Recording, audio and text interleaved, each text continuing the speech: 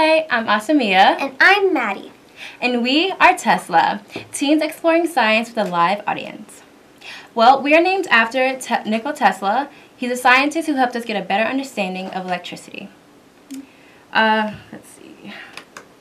This is a picture of the giant Tesla coil on display at the Museum of Science and Industry.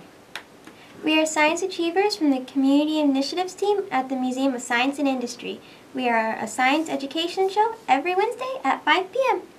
Well, this season on T.E.S.L.A, we will be learning about our favorite sweet treats we cannot live without and the science behind these sweet treats. Huh. What kind of science? Well, chemistry, of course. It's a science that deals with structure and properties of matter that changes the structures and properties that the sweet treats go through. So, welcome to Sweet Science. Sweet science?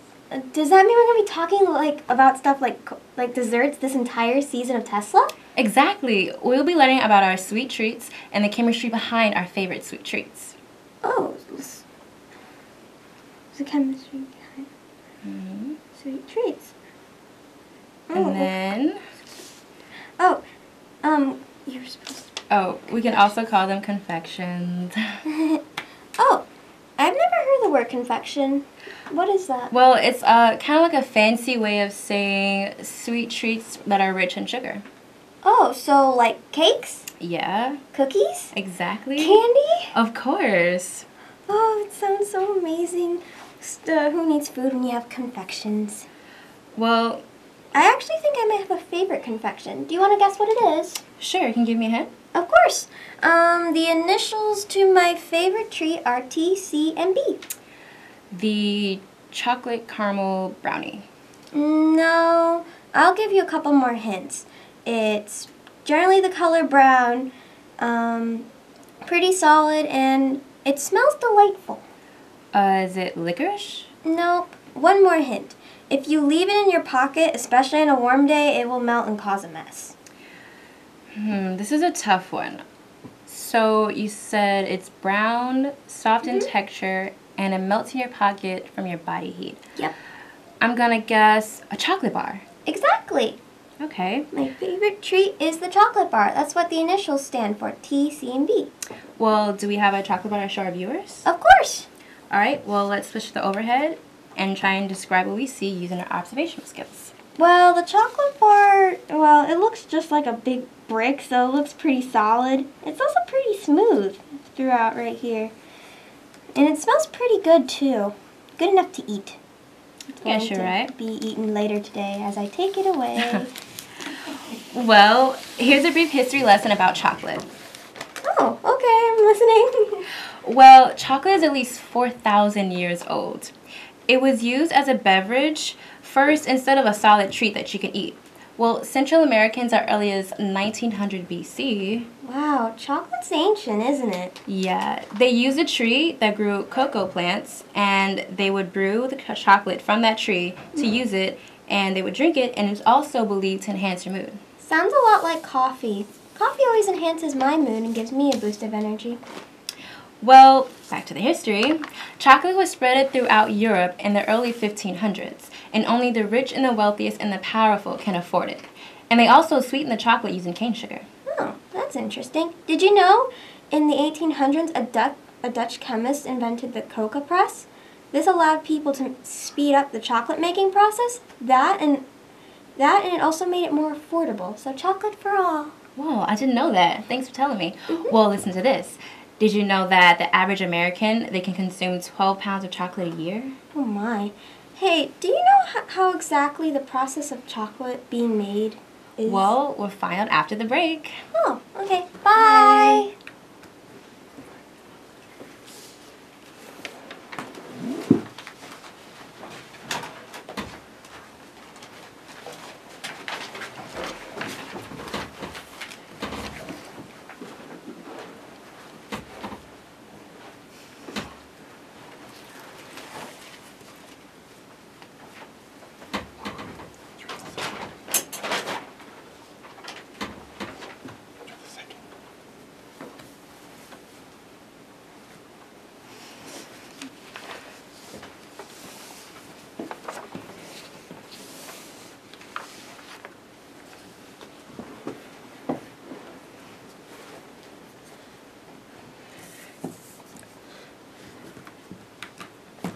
Hello and welcome back to Tesla, Teens Exploring Science with a live audience. I'm Canoe. And I'm Cisco. And Cisco, I have got to say, that is one cool hat you have got on.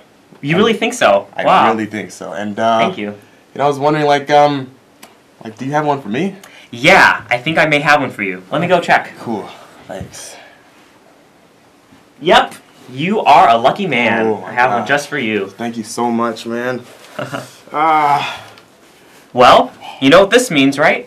That we both have very good taste in fashion? Yes, that, and also, you are now officially a confectioner. Confectioner. Oh, I've heard of that. That's the person who prepares or makes sweet treats. Exactly. And today, we will be called chocolatiers, or confectioners who make chocolate treats. The chocolate making process is actually quite amazing. Why don't we take a look at a few of the steps in this process? Yeah, let's go. Alright, check out this one right here. Wow. It's you see all the pretty green leaves, and look at these colorful pods, man. They're pretty large too, Oh, right? yeah. I bet they have a lot of cocoa beans in them. Yeah, you can hold a lot in there. In fact, this is called a cocoa tree, and they're grown near the equator. Oh, since it's grown near the equator, I'm going to assume that it needs a nice hot climate in order to flourish. Exactly, and they're normally planted in the shade of larger trees like bananas and mangoes. Oh, okay, right again. Did you actually know that one adult cocoa tree, or chocolate tree, can produce about 5 pounds of chocolate? 5 pounds? 5 pounds. That's like the weight of my baby sister. Yeah, it's Wow. it's not that much compared to the actual 12 pounds that the average American consumes. Get out of here. 12 yeah. pounds? 12 Wow, that's a pounds. lot. That's a lot of cocoa beans. It must mean that we need a lot of cocoa trees, right? Oh yeah. Actually, just the seeds. We don't have to cut down these trees. Oh, you say the seeds. Well, why don't we look at one of these pods where the seeds are kept? Why not? Let's take a closer look. Yeah, so you can see that they come in a variety of colors shown here. Oh yeah, I see we have some yellows, we've got some greens to reds, browns to yellows. It's almost like a rainbow here. Exactly. Alright, since we've seen the outside, let's take a look of the inside of this one cut in half right here. Nice. Wow, so these circular white objects are actually the cocoa beans, and you can see that one is cut in half here. Okay. So the cocoa bean is where we're going to get our chocolate. But what I want to know is, how do you get the chocolate out of the bean? That is a great question. Let's look at this image here.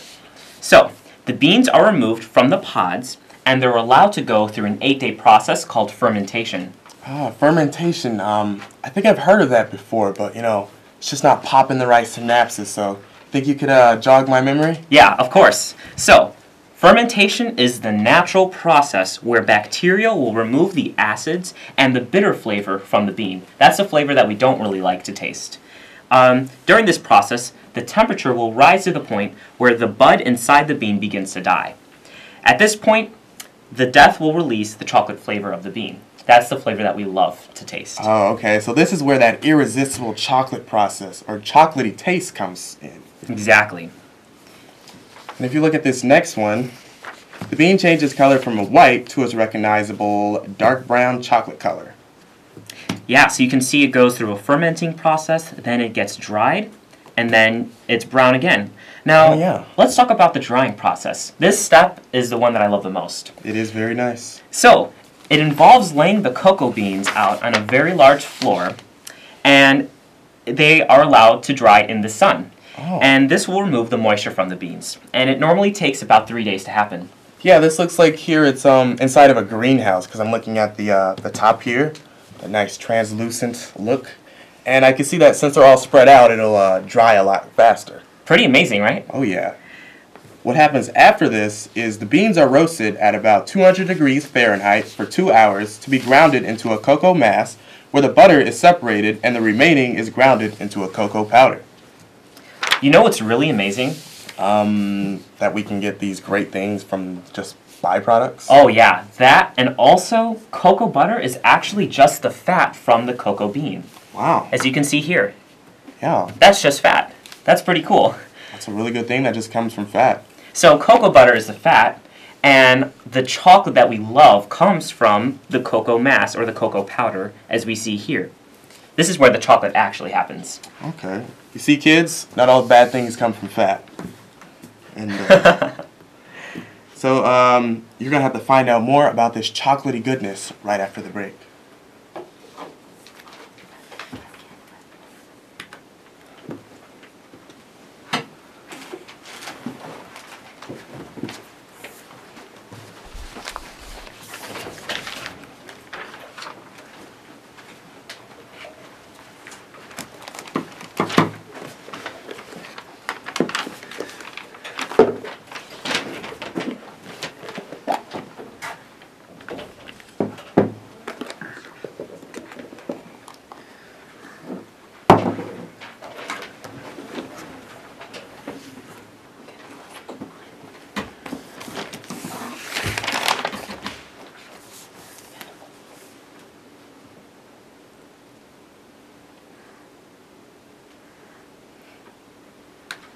Hi, and welcome back to T.E.S.L.A. I'm Sarah. And I'm Luis.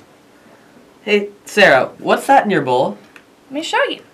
So right here in my bowl, this is a powder that contains a mixture of many substances after the cocoa butter has been removed from the cocoa beans. We call this mixture cocoa powder. Kind of makes sense. It comes from cocoa beans and it's a powder, so cocoa powder. And you have a bowl too. What's in yours? My bowl is full of dark chocolate. You know, both the cocoa powder and the dark chocolate smell really nice. Oh, you're right. They smell really good. But I wonder how they taste. Let's try it. I think you are absolutely right. But you know, as scientists, we have to make sure it's safe to eat this. All scientists have to make sure they know where the things they try come from. We know this came from a kitchen, so we're good to eat it. Should we start with the cocoa powder? Yeah. Oh, this isn't sweet at all. No, it's really bitter. Yeah. Let's taste the dark chocolate. Yeah, since that looks like a chocolate bar, maybe it'll be sweeter.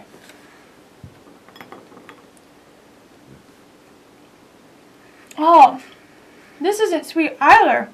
Yeah, it It's tastes a- like it needs a lot of sugar. A lot of sugar. So I think we can assume that both the cocoa powder and the dark chocolate are not naturally sweet. Yeah, to make it taste like my favorite chocolate bar, I bet we would need to add some sugar and a lot. Oh, we have a caller. Hello. Hello? Yes. I wanted to call in and say, with regard to the name of your organization, T.E.S.L.A. I'm assuming that at least in part it's an ode to Nikola Tesla, the great inventor. Unfortunately, not too many young people know who he was and the contributions that he made, and I'm glad that you're using his name. Yep, we actually are. We have a Tesla coil at MSI that we named our show after. Exactly. Unbeknownst to many people, he is in fact attributed to being the actual inventor of the radio. Unlike some people believe falsely, it was not Marconi. It was in fact Tesla, as well as a great many other innovations. Not the least of which is the current that powers our homes. It was not Edison's invention.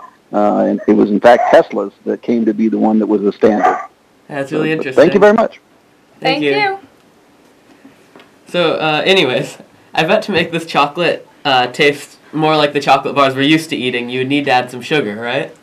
A lot of sugar. So we now know that the cocoa powder and the dark chocolate both have a bitter taste. Do you think we should show our viewers what they look like? Yeah, I have an idea. Why don't we talk about some of the health benefits of cocoa powder and dark chocolate? I think that is a great idea, Luis. Let's do that. So if we look here, we have our cocoa powder, which has this nice soft texture, and it's brown in color. And earlier we saw that it had a really pleasant smell. Yeah, we actually use the cocoa powder to make the dark chocolate. And because the dark chocolate contains cocoa powder, and cocoa powder has health benefits, the dark chocolate must have health benefits too. Yeah, did you know that 1 tablespoon of unsweetened cocoa powder contains about 10% of our daily requirement for iron, manganese, and magnesium? I didn't know that, but I'm sure going to know it now. And did you know that our bodies need iron to help make red blood cells carry more oxygen through the body?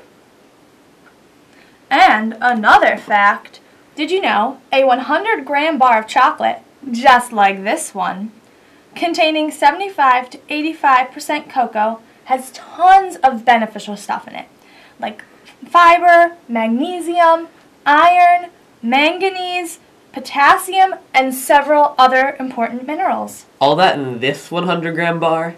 I know, there's so much in there. Some of those minerals that you talked about are actually antioxidants. Antioxidants?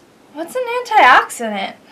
Well, antioxidants protect the body from being damaged by harmful molecules. Well, I like being protected from harmful molecules, so I think I might have to eat some more dark chocolate. Oh yeah, I just remembered something else about dark chocolate. It contains minerals that improve blood flow and help lower blood pressure. Now I don't feel that guilty about eating dark chocolate. And now our viewers won't have to either. So stay tuned for more chocolatey goodness and after the break. Bye!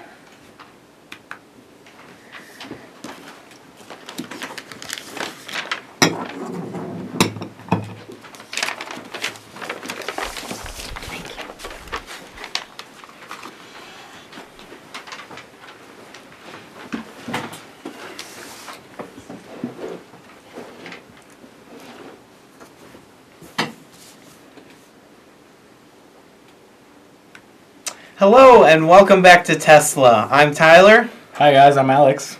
Hey, Alex, I got a treat for you. Well, I hope it's what we've been talking about today, Tyler, because I've had a hankering for a chocolate bar. You're right, it is a chocolate bar, and look at this chocolate beauty. Wow, Tyler, that is gorgeous. Isn't it? Yeah. Well, Tyler, we should celebrate But Alex, what are we celebrating? all the amazing things we learned about confections today. Well, a confection is a food item that is rich in sugar, and today, our confection was chocolate. That's pretty cool, Tyler. Well, what I learned today was that chocolate's been around for more than 4,000 years and was first consumed as a chocolate beverage. And today, I learned that chocolate is made from the beans of a cocoa tree. Well, Tyler, I bet you didn't know that those beans go through a process that brings out their chocolatey flavor. Well, Alex, I learned that that process that the cocoa beans go through is called fermentation. Well, Tyler, I bet you didn't know, after that fermentation's done, we get some nice, delicious dark chocolate. That dark chocolate contains minerals that improve blood flow and help lower blood pressure. Well, I learned cocoa powder contains iron, which helps move oxygen throughout the body. One-upped again. This time by Tyler. Well, let's celebrate by sharing our chocolate bar. But, Alex, we only have one chocolate bar left. Well, we have a problem then, because we need enough for 8 people. You know what? I have an idea. We should divide up the chocolate bar into equal parts. Hey, that's a lot like fractions. Yeah, so if there are 8 people, then we should have 8 equal parts. All right, Tyler, let's try it. Let's try breaking this chocolate bar in half down the middle. Why don't you do the honors, Tyler? Okay, sure. All right, there we go. All right, let's count this chocolate bar and see. 1, 2. Tyler, we have a little issue here. That's only 2 pieces, and we need enough to feed 8 people. You know what? I think I have an idea. So, I'll split this one in half, and you split that one in half, and then we'll see, okay? That sounds like a really great idea. Let's try it. There we go. All right, let's count this chocolate bar. All right. 1, 2, 3, 4. Tyler. Oh, jeez, that's still not enough. It can only feed 4 people. What are we gonna do, Tyler? You know what? I think we should split one of those portions in half again.